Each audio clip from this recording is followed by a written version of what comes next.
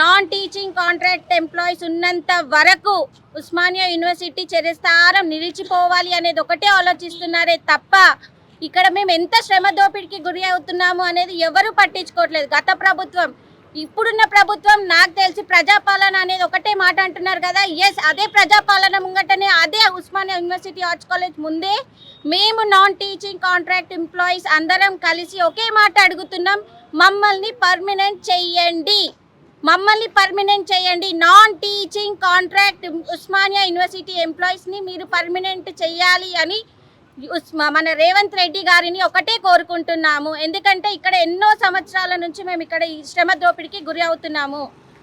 Supreme court నుంచి వచ్చిన ఎటువంటి ఈక్వల్ వర్క్ ఈక్వల్ పే అలాంటివి కూడా అమలులో లేవు. ఉస్మానియా యూనివర్సిటీ 108 చరిత్ర గల ఉస్మానియా యూనివర్సిటీ మన ప్రపంచంలోనే అత్యంత పొజిషన్లో ఉన్న ఉస్మానియా యూనివర్సిటీలో ఇది ఒక చాలా చిన్న ఒక పాయింట్. దీనిని పర్మనెంట్ చేస్తే గవర్నమెంట్కి గల వచ్చే నష్టం కానీ యూనివర్సిటీకి వచ్చే నష్టం కానీ ఎటువంటిది లేదు.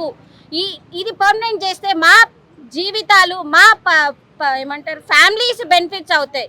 మేము ఇక్కడ ఇంకా సర్వీస్ చేయాలి, మాకు ఇంకా జీవితం ఉంది, మా పిల్లలు ఉన్నారు, వాళ్ళందరినీ మేము ఇక్కడున్న అర్బన్ సిటీలో మేము బతకడానికే చాలా ఇబ్బందిగా ఉంది.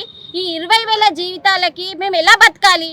గవర్నమెంట్ని ఒక్కటే అడుగుతున్నాను, సీఎం సార్ రేవంత్ రెడ్డి గారు ఉస్మాన్ యూనివర్సిటీలో ఉన్న నాన్ టీచింగ్ కాంట్రాక్ట్ ఎంప్లాయీస్ని మాత్రం పర్మనెంట్ చేయండి అని మేము మిమ్మల్ని వేడుకుంటున్నాము. మీరు వచ్చేది యూనివర్సిటీకి ఇలాంటి చిన్న పాయింట్స్ని మీరు చేయాలి అని మేము 100% మా సైడ్ నుంచి మీకు స్వాగతం పలుకుతున్నాము. అంతకు మించి ఏమి లేదు. Thank you for giving opportunity and thank you for media మాకు ఇంత సహకరిస్తున్నందుకు. Without media no one is there in Usmania University, neither students nor non-teaching contract Usmania University employees. So వీళ్ళందరికీ న్యాయం చేయాలి అని కోరుకుంటున్నాం. We want justice. We want justice. We want permanent